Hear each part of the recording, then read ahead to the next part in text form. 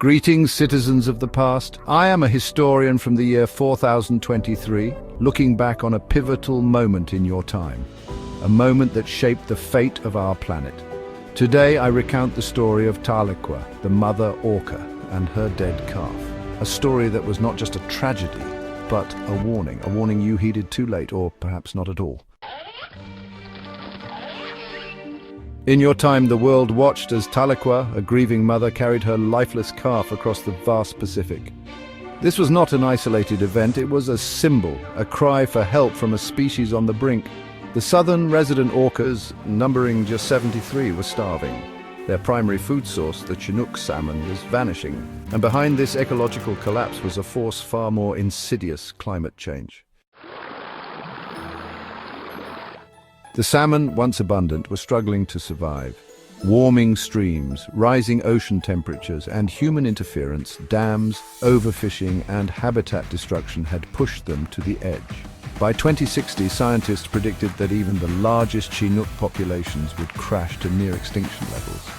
The orcas and the ecosystems they sustained were doomed unless you acted.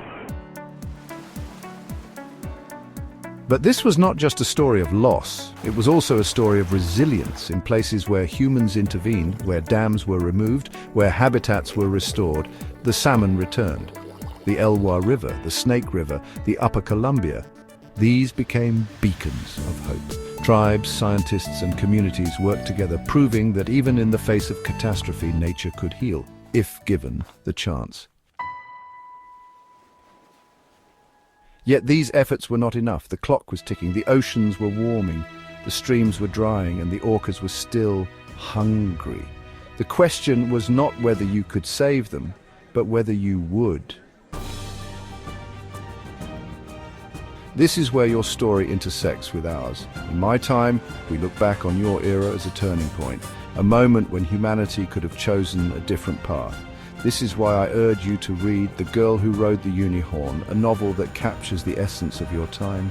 It is a cautionary tale, yes, but also a story of hope.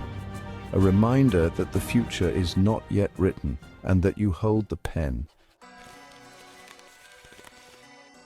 Let this novel inspire you, let it challenge you, let it remind you that the fate of the orcas, the salmon, and the planet itself lies in your hands. The time to act is now, not tomorrow, not next year, now.